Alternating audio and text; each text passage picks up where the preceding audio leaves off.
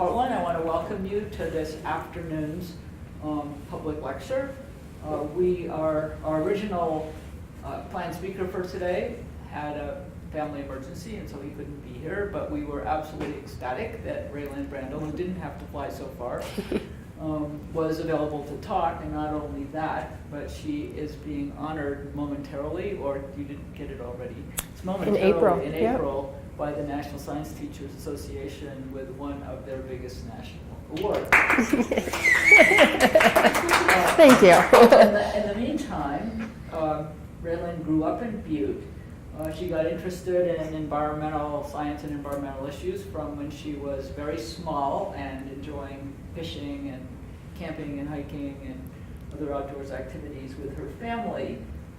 She got a bachelor's degree in biomedical sciences from Montana State University in Bozeman, a bachelor's degree in science education from Western, and a master's in Interdisciplinary studies. From MSU Billings, which she just recently completed. Mm-hmm. And we're not allowed to tell anybody, but she does have aspirations for higher degree completions, and she's working on those, so we're all enthusiastic about that too. She's been with CFWEP for 11 years. She started out as the education coordinator, and about 5 or 6 years ago, when Matt Vincent became the quote mayor of Butte, she was selected in a national search to be the new director of CFWEP. And we're really delighted to have her here today talking to us about citizen science, which is what she got the NSTA award for, an engaging and effective method for creating scientifically literate people. Yeah. Thank you, Beth. Thanks. All right, well, thanks for coming today, and for faculty for joining us as well, because I know today is Science Fair Day and lots of people were overextended with that as well on top of everything. I'd like to show this picture though, because this is Silverbow Creek in my childhood when I was learning about conservation issues and about our landscape and loving the outdoors. My dad never let me go to that creek because it was a polluted wasteland and it had yellow sandy beaches. This is Silverbow Creek last spring on sunrise, same area, same exact place. And so what I want to talk about today should weave back to the story of the Clark Fork, because really this is to me the biggest example and the greatest example of engaging a citizenry and making a citizenry help us produce results that are amazing and can really move the needle in solving issues in our communities. All right, so I have to thank a whole bunch of people, because a person doesn't get an award like I am receiving or do a lecture like this without there being a lot of people that have supported me. And of course, my staff team is the first that I need to thank, the founders of our program, which Dr. Colleen Elliott is of one, and of course all of our funders. And then I have two very important partners and mentors. And Dr. Ken Miller and Dr. Marisa Padula have been with me with almost all of my projects. They've either provided oversight for me, they've either done professional development for my teachers, or they've been partners who have helped me writing the grants that we've been able to win. So I need to say thank you to all of those people before I even begin. So let's start with the story of the Clark Fork and how CFWEP was founded. So our program is called the Clark Fork Watershed Education Program, but Dr. Elliott and Joe Griffin and Bill Callahan, a local science teacher, saw fit that as we were cleaning up the damages caused by Superfund and what had happened here in the Clark Fork, there was going to be a need for people to know what happened to this watershed, because as we restored things, we weren't going to know that everything had been damaged prior to this. And so we needed to pass on this legacy to our next generations about how to restore and protect and maintain the restoration projects that we had in place. And NRD caught that vision. And as you can see from this quote that came from Bruce Nelson, who was then Governor Schweitzer's chief of staff, they recognized that the legacy we leave, this is probably the most important project we will fund. And so CFWEP has been privileged and honored to be able to receive funds from NRD since the very, very beginning. So what is our mission? Well, we foster environmental stewardship and scientific decision-making through place-based learning. Doesn't that just roll off the tongue and inspire action and make you feel good about all the things that you should do? Well, maybe not, but I'm going to break down that for you, and I'm going to show you what it means to us. Our pictures that we have up here are kind of part of that story, but really, if you look at our website, what we like to say is that we seek to inspire people of all ages to engage as scientifically literate citizens working for positive change. So now, what does that mean in context of that greater mission? Well, we are working with a lot of different people in a lot of different ways, and trying to get our students out as many times as we can and have them do things that they find relevant and important, such as drain marking and looking at stormwater issues in our community.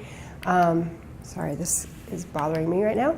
And then doing local tours and having people be able to experience the landscape, as well as doing actual science and collecting data that we report off to other projects. And I'll go through each of those too and kind of show off what we're doing there.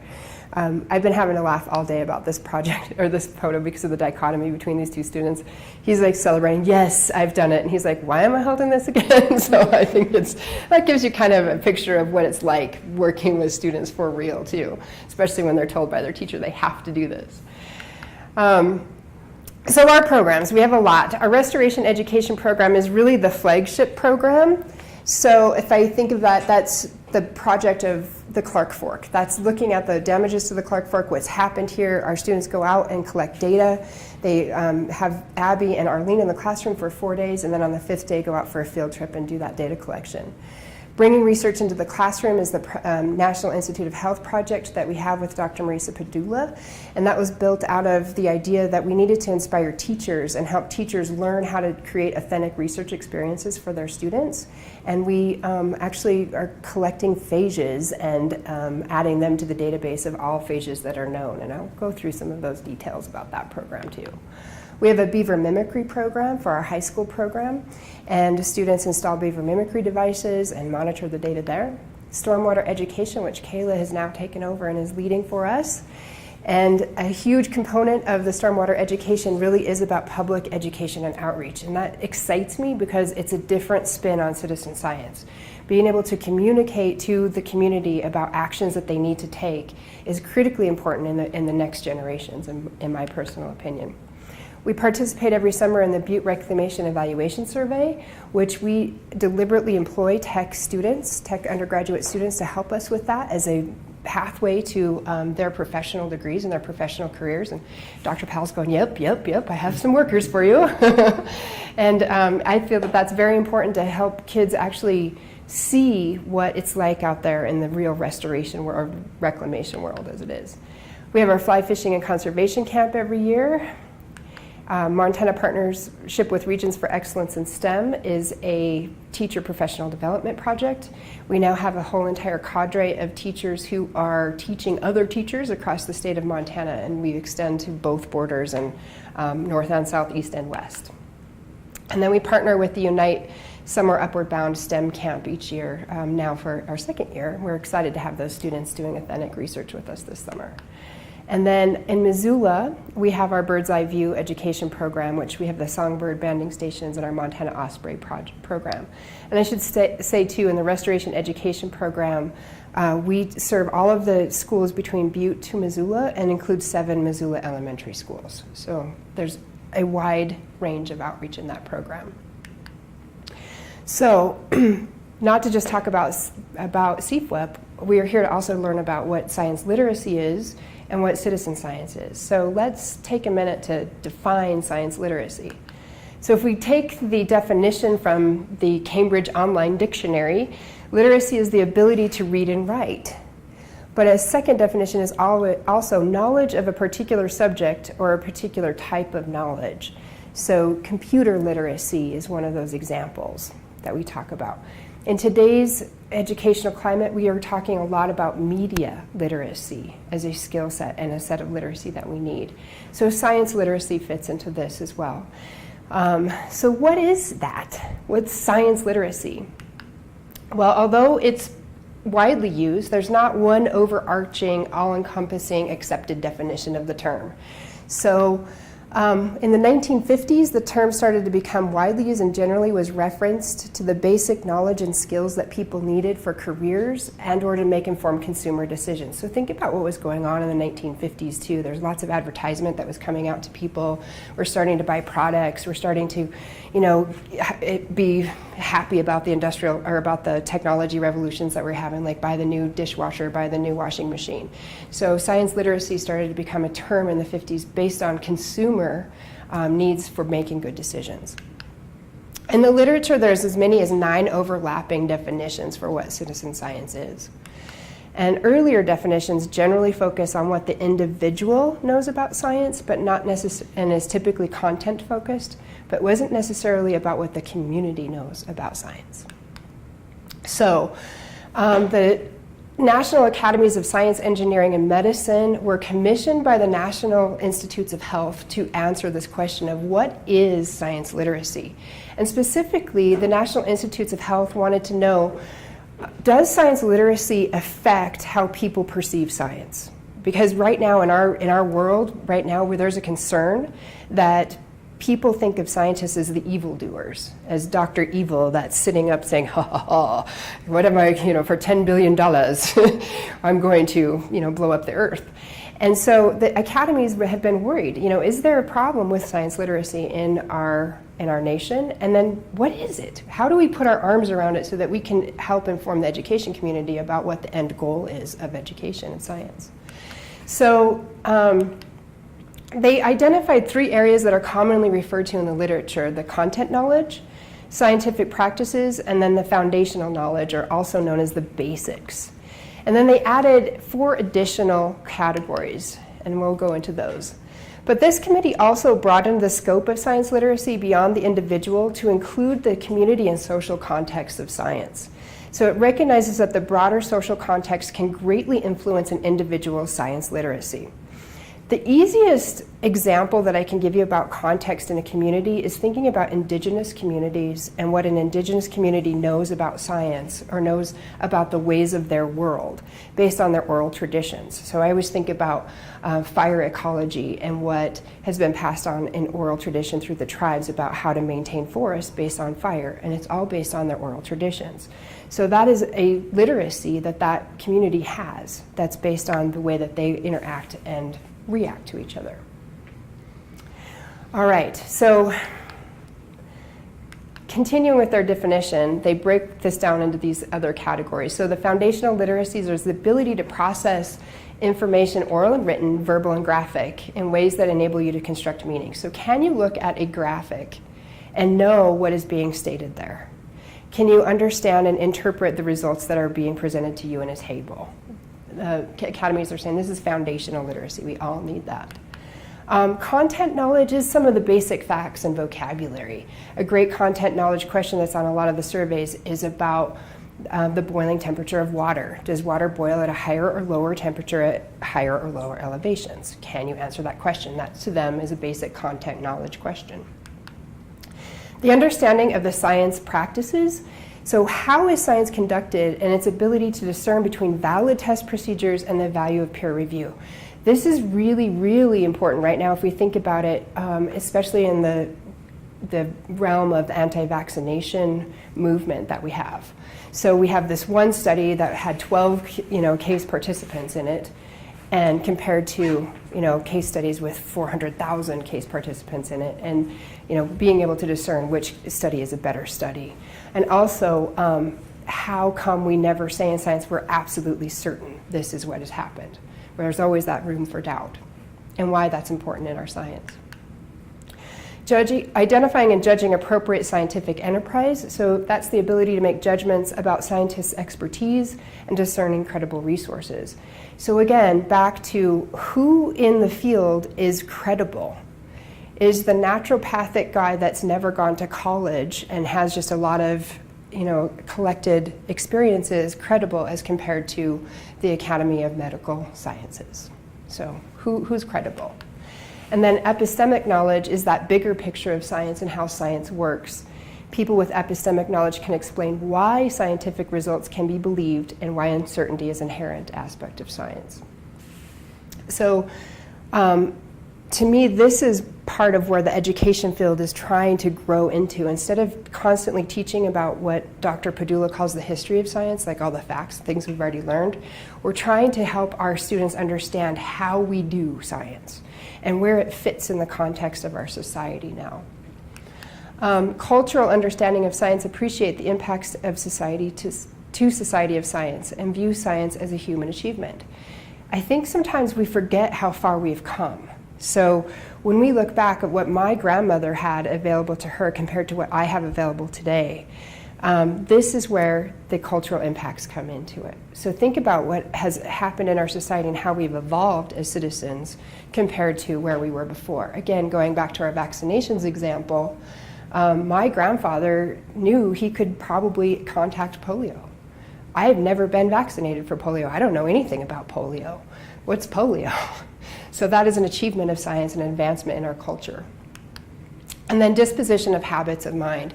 So we want to create curious, open-minded people who value the scientific approach and value evidence. So that's their definition of what science literacy is. All right, so why is it important? Well, it really intersects in economics, our democratic society, very much the personal and the cultural. So if we think about what the big calls to action are right now in our communities, it's really about STEM workforce, having a highly trained STEM workforce, STEM being science, technology, engineering, and math. So that's an economic driver. We want to be competing with the other nations. We want to be competing with other states. We want to be competitive. We want to be innovative. In our community here at home, we have innovation needs related to how we're mining and how we're mining effectively and how we're being aware of the environment, how we're going to maybe clean up some of the past mistakes. It's important for a democratic society because an informed citizenry has to be able to make decisions and interact with what the agencies and the businesses are saying about their landscapes. This is incredibly relevant and true in the Clark Fork.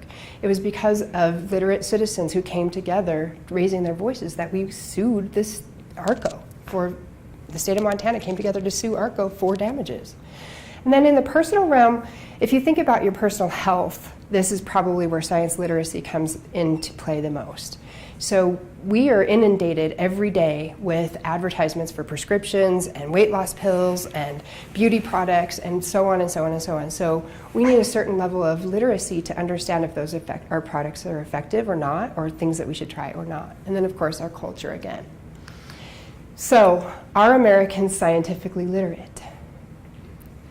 And that's the big question, right? Are we scientifically literate? I think if we looked at Facebook right now, we'd say no. We'd probably say no, there's no way. Because look at the rhetoric that's out there. Look at all the things that we talk about. Look at how many people still don't get their kids vaccinated. Look at, any number of things that are debunked by science. But I have good news. So the academies did aggregate surveys of knowledge and attitudes amongst adults and adolescents from a lot of different surveys, including PISA, TIMSS, and the National Science Board. So they're using data that goes across the entire globe. They're looking at all of this data to say, are we literate? And they're comparing us to our peer countries, if you will. With overall content or factual knowledge, we're on par.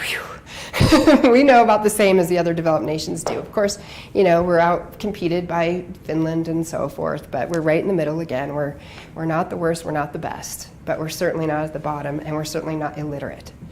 Our attitudinal measures also indicate that Americans are similar to other developed countries, and we appreciate science, and we value scientists. So, good news, right?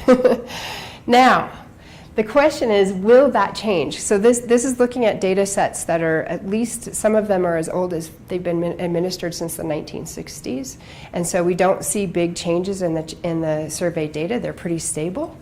But will that change as all of this has come on board? This is relatively new. So social media isn't so, hasn't been as ubiquitous for the last 50 years as it has for the last 10 easily. So will there be a change? I guess that is the question and the call to action to our scientific community, is given that we have a lot of competing noise out there for scientific messaging, What can we do to make sure that the right messages are getting through, that we are engaging our citizens, and that we're helping them to know and understand how science is done and meet those tenets of science literacy, especially in this environment? And should we use it to our advantage? Kayla says yes. All right, so back to the story of the Clark Fork.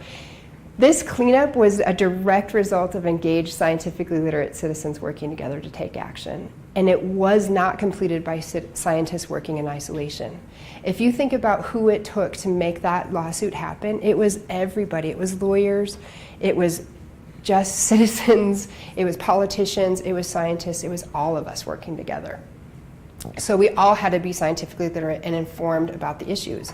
Now, not everybody came to the conversation with the same amount of background knowledge. We had to rely on our scientists to teach us what we didn't know. We needed educators to be able to translate for all of us and get it out there to everyone.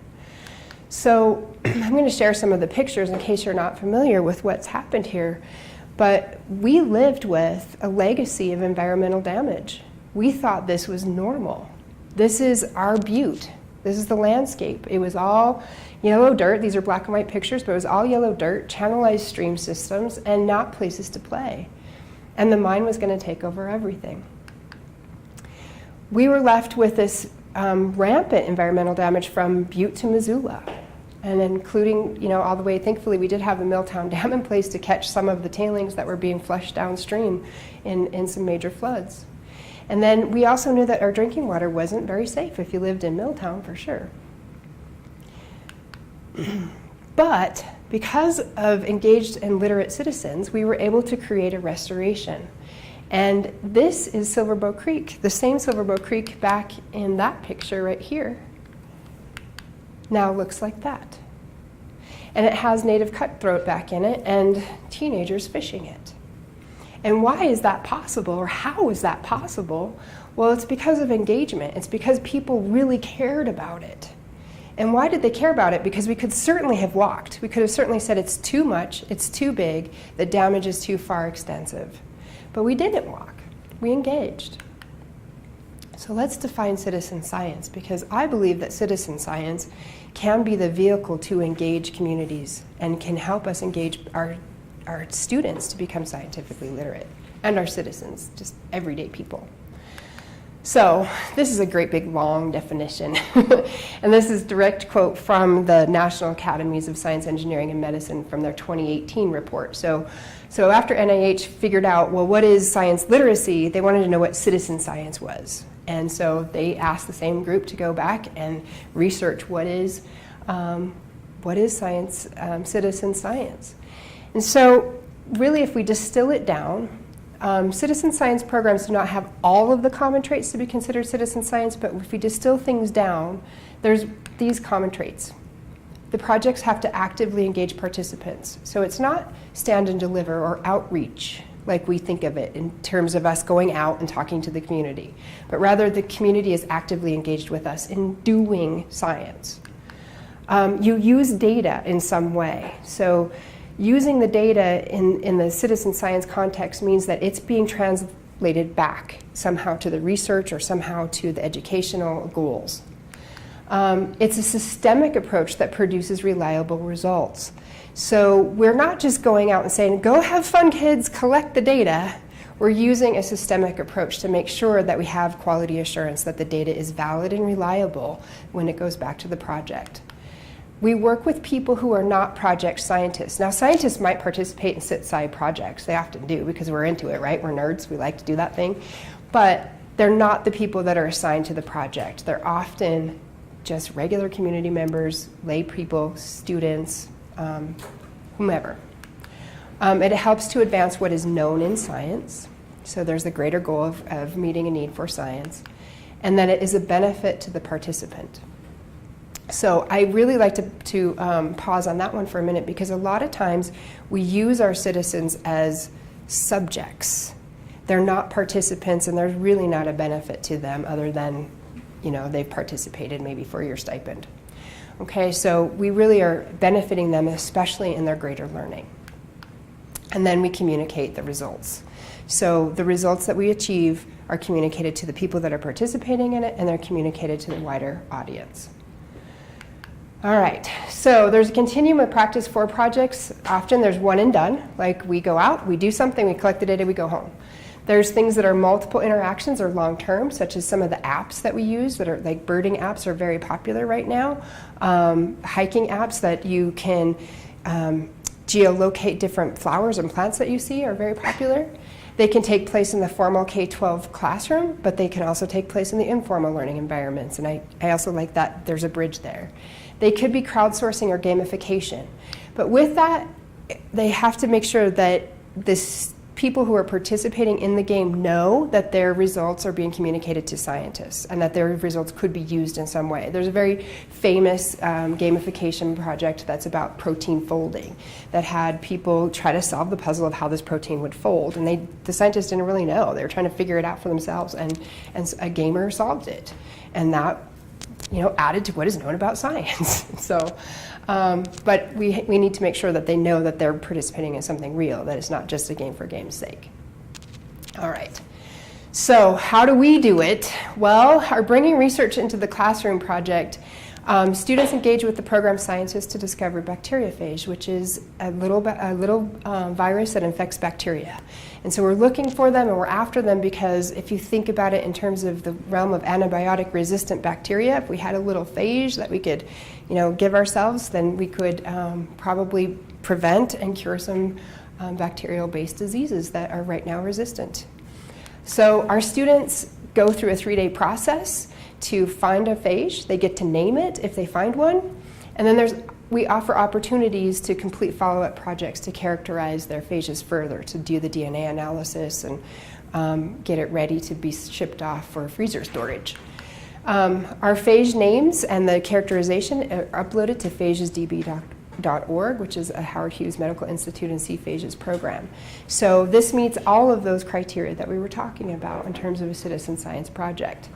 The teachers in our project are also engaged in their own summer research projects during summer academies. And I'm really proud to say we have 2 teacher publications that are about to go out live. They're in review right now.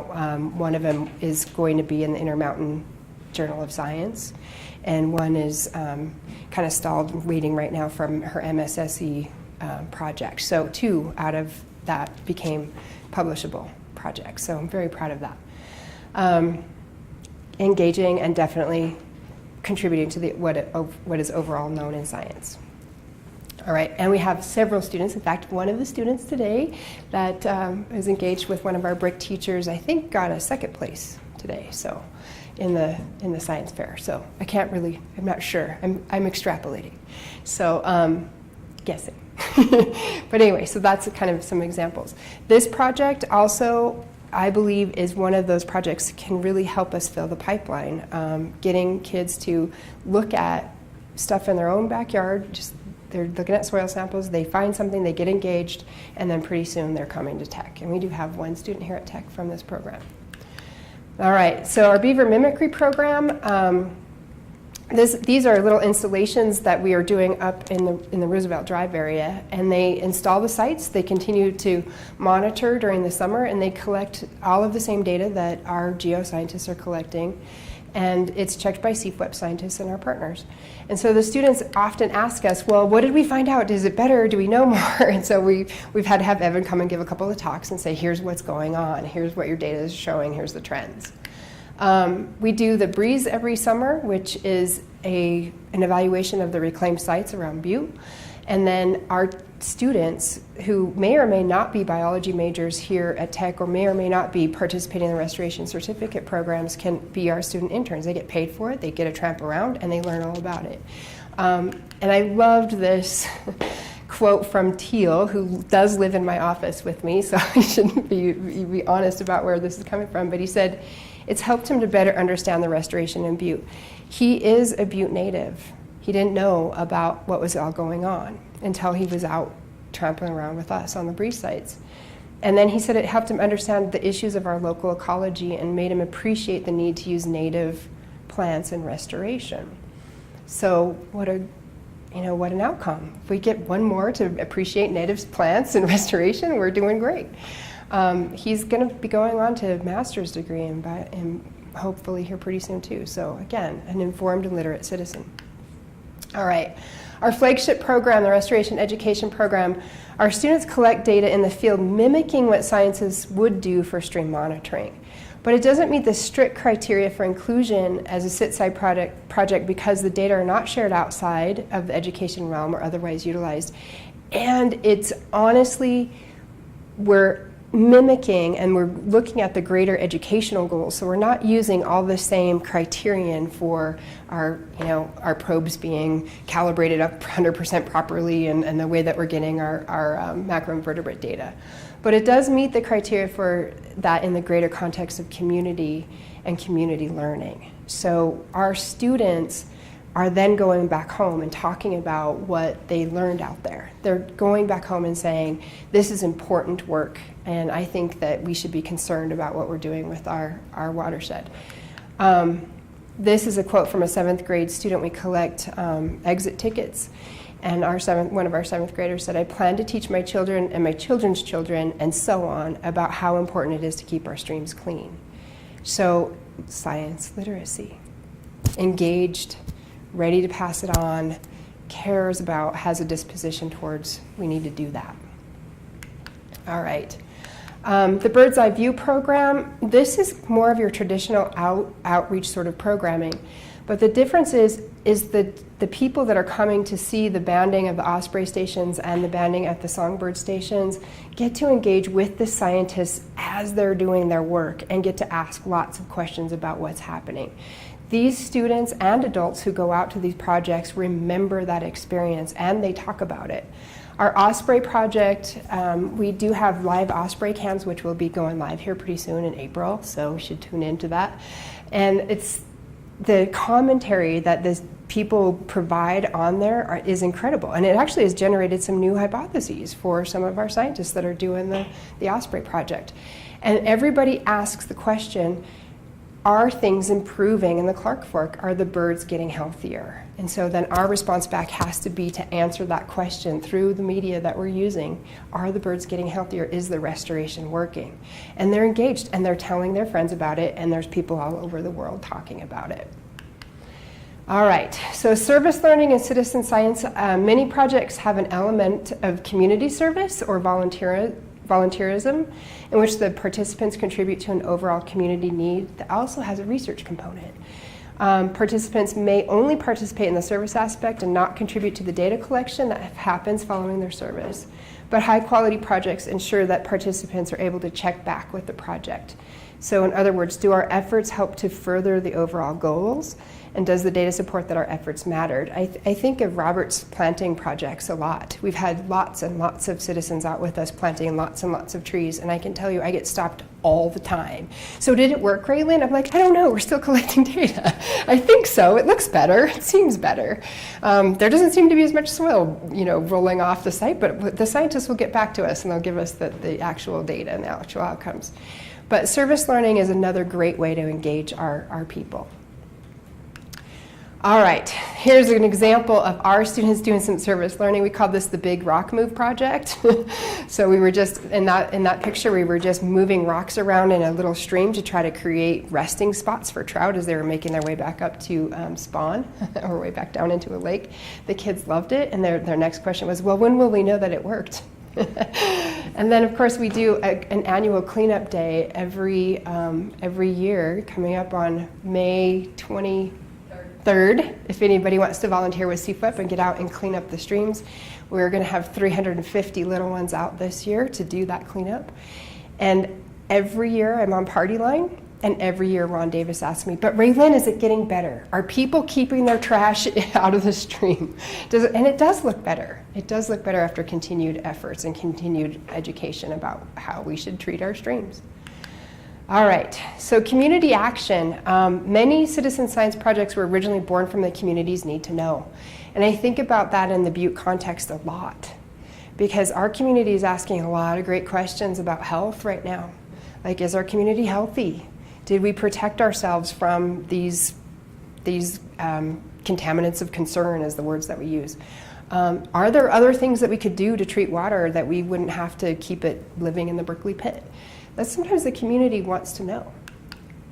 Organizers can enlist the help of experts in order to gain understanding about those community concerns. So sometimes it isn't a scientist that's going to start leading the charge, but rather maybe a vocal community member. And then the context of learning becomes community-wide when we have these sort of activities. And the overall scientific literacy of the community increases as members engage in learning about those issues. So because I care about where I live, I start to engage and ask more questions of people who know more than I do. And some famous examples, Superfund, the very first Superfund was really born out of Love Canal, and that really was a citizen science. Like, I want to know, this is a disaster here, and it's terribly polluted, and I can't handle it.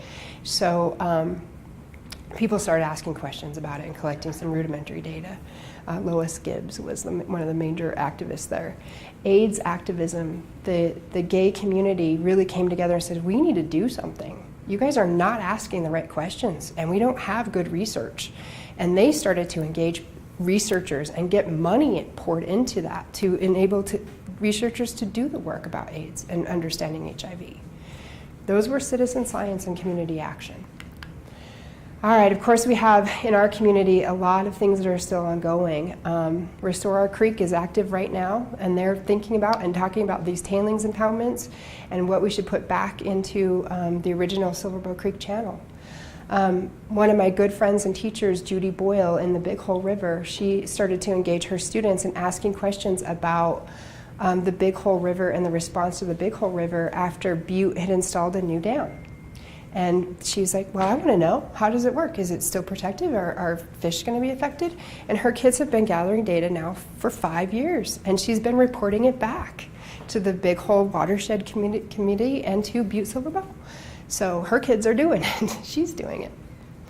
So it can be a vehicle for science literacy.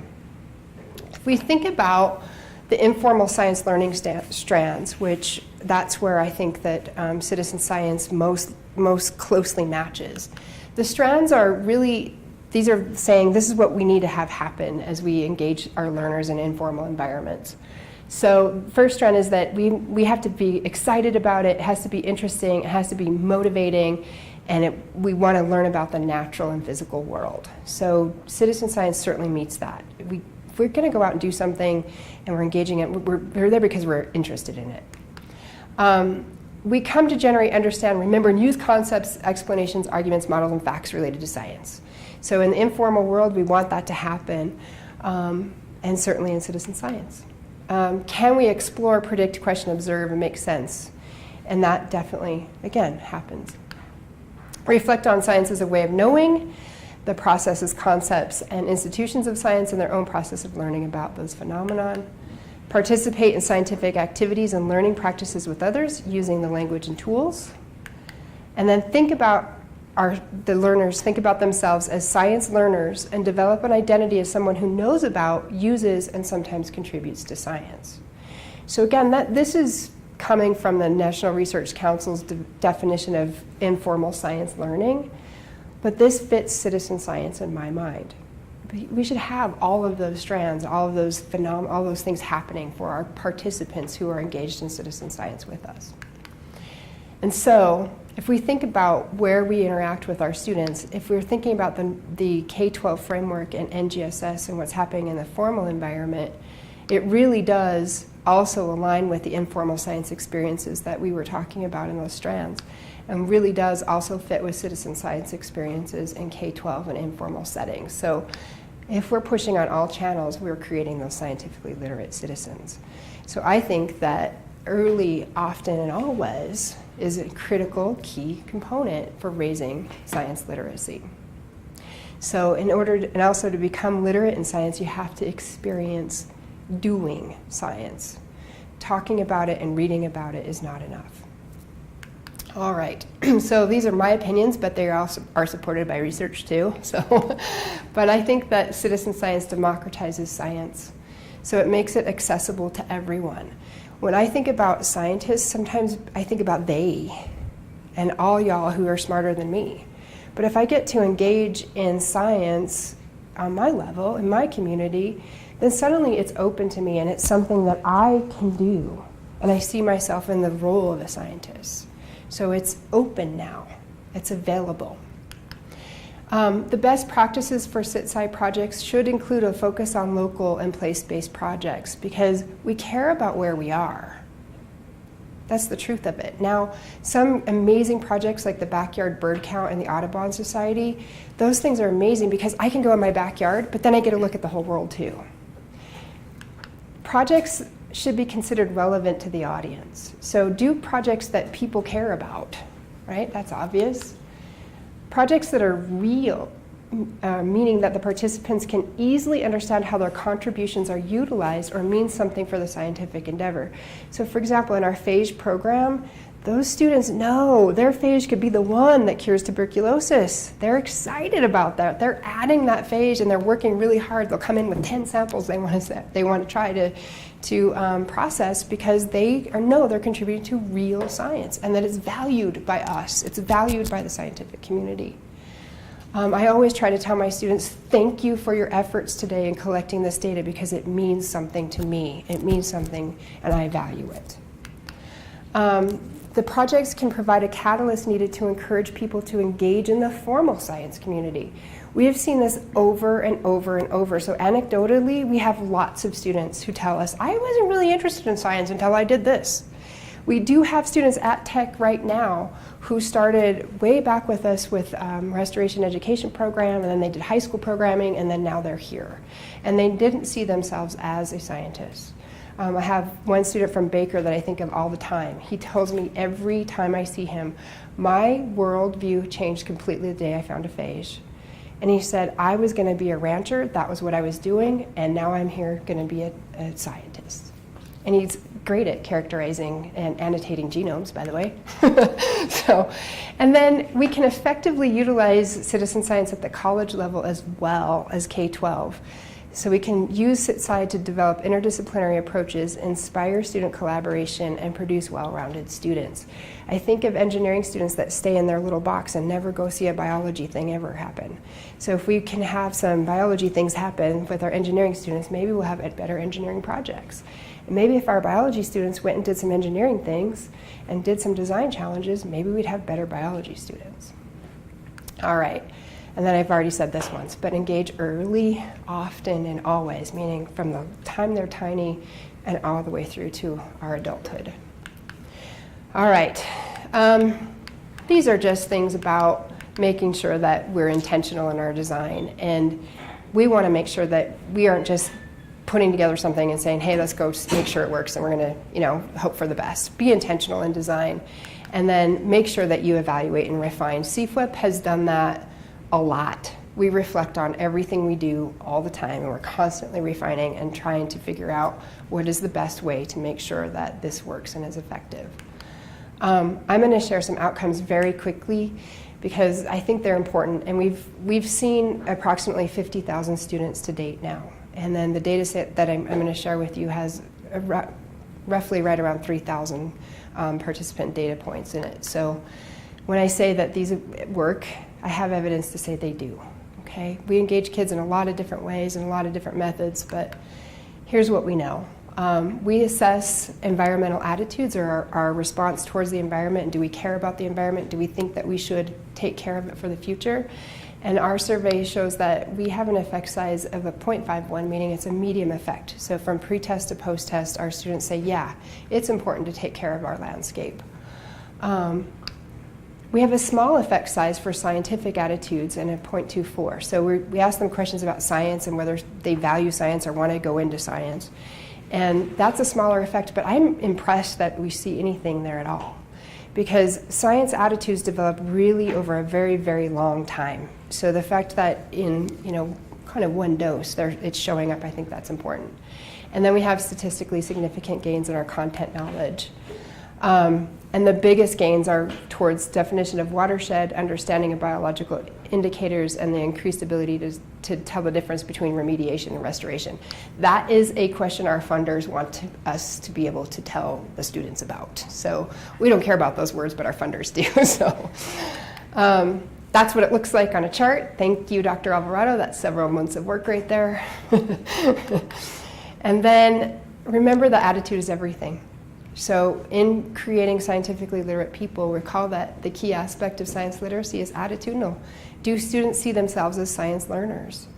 And the fact that environmental attitudes shift is encouraging, and science attitude shift is also encouraging, although it's small. And then finally, our lessons learned. Partnerships are critical. Choose your partners wisely. My partners, I've been blessed with the most incredible teachers and faculty ever.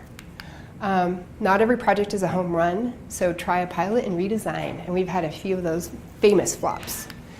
Begin with the end in mind. Think about sustainability. So people will fall in love with your projects, and what will you do when the money runs out? So how is it going to be sustainable into the future? And then this is the call to action for our faculty and our researchers. Broader impacts indefinitely need to be broader. So how will you directly inspire citizens? So when you're thinking about that broader impact and you're saying, well, I'm going to do outreach, maybe consider outreach as a citizen science project. So how can the people in our community who are resourceful and know stuff and come with background knowledge and an interest in what you're doing, how can they participate in your research and add to what you are knowing, what is known about science? And how can that further back to them in increasing their scientific knowledge and their understanding about what's going on in this world? And I leave you with this darling picture because this girl has been with us for several fly fishing camps. Now I feel like she's growing up with us. She loves fishing, and she says, I think you scientists are kind of cool. I'm thinking about maybe I'll do that when I grow up. So that's who we're talking about when we're creating those scientifically literate citizens. She cares about the Clark Fork River, and she cares about fish. So she's learning about how to protect that and how to make sure that it's going to be there for her children. That's all I have. Oh my gosh, that was a lot. And there's my references, and I can answer any questions if you like.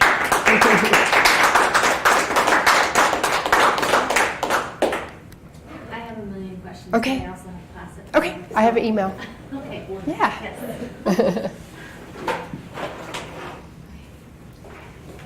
Really, how do you follow the success rate of your project? Is there a way you actually have a method of following up with your, you said that you have students who are here at Tech, because I know some of those. How can you follow up with those? Well, I would like to, I need some money.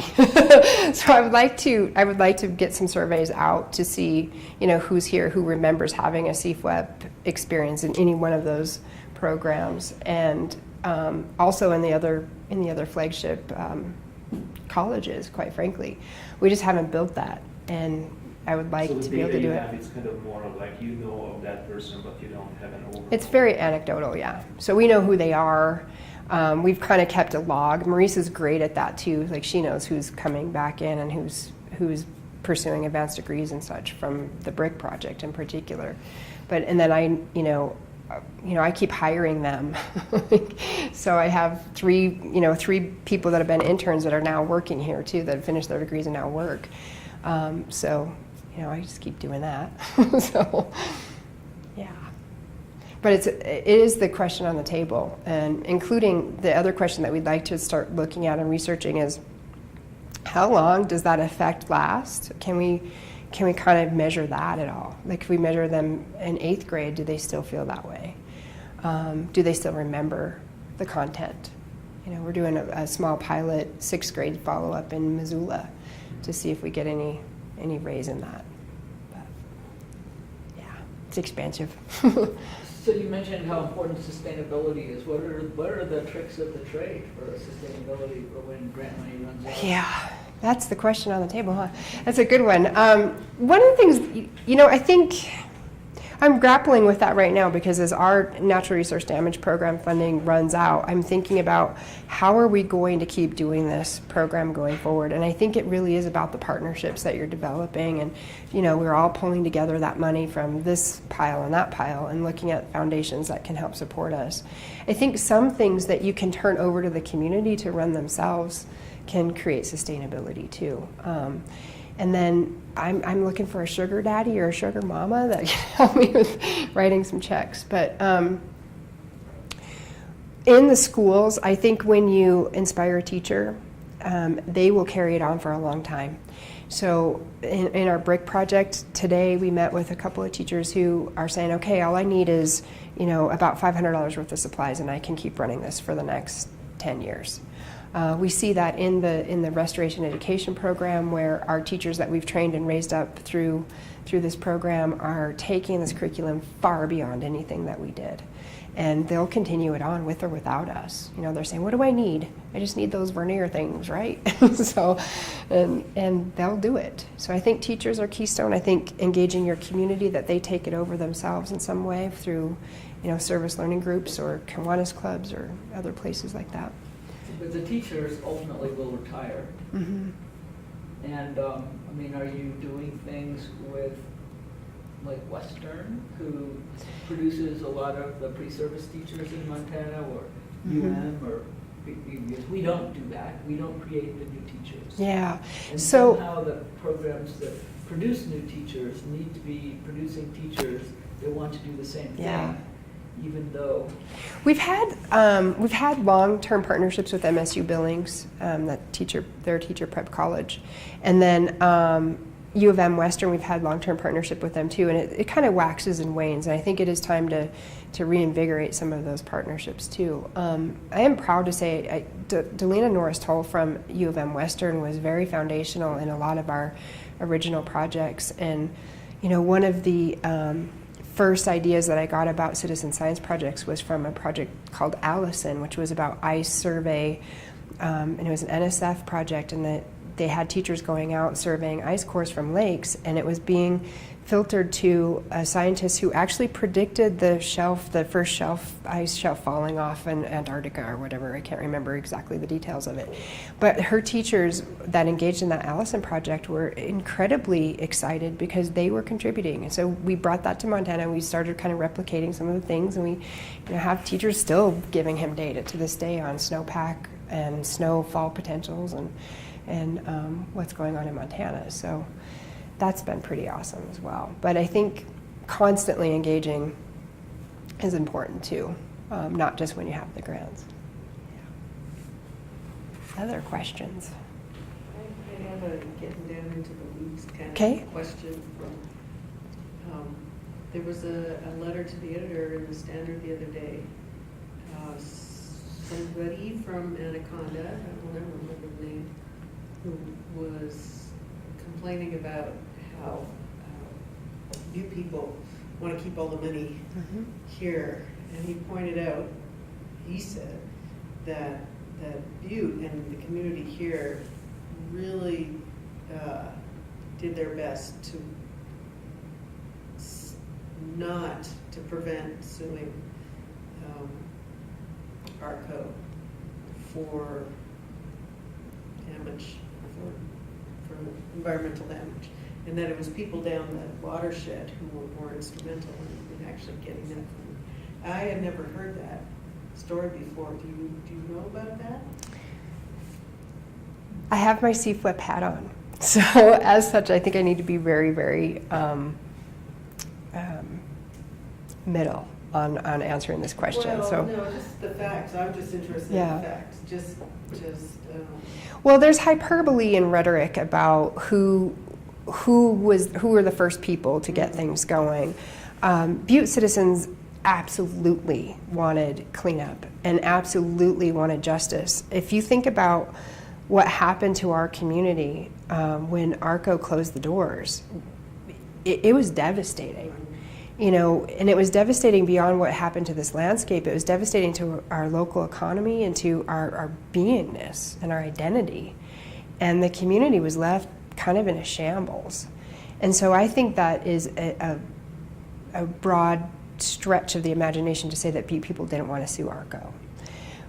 But in the context of the social context of Butte, think about the company always meant it was the dichotomy of that's the person that is putting food on your table, but they're also the persons that are kind of harming you and causing problems, whether it was the labor strike or the labor discord that we had, or I'm suddenly laid off, or I'm without work.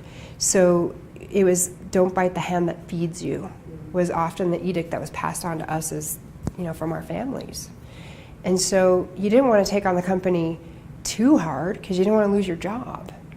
All right? So that mindset, or that cultural way of being, I think probably was true for some people.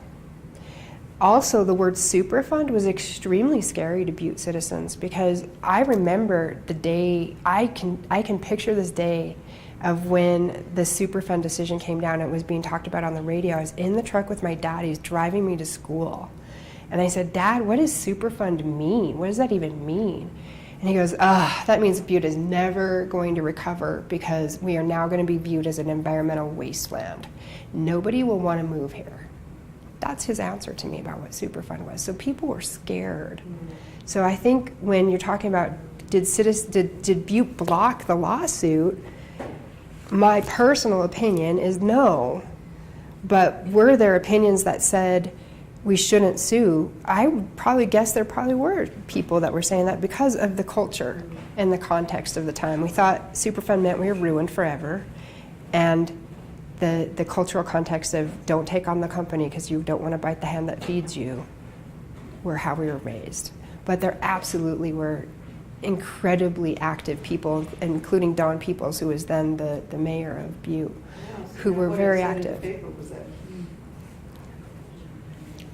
he did not want to sue.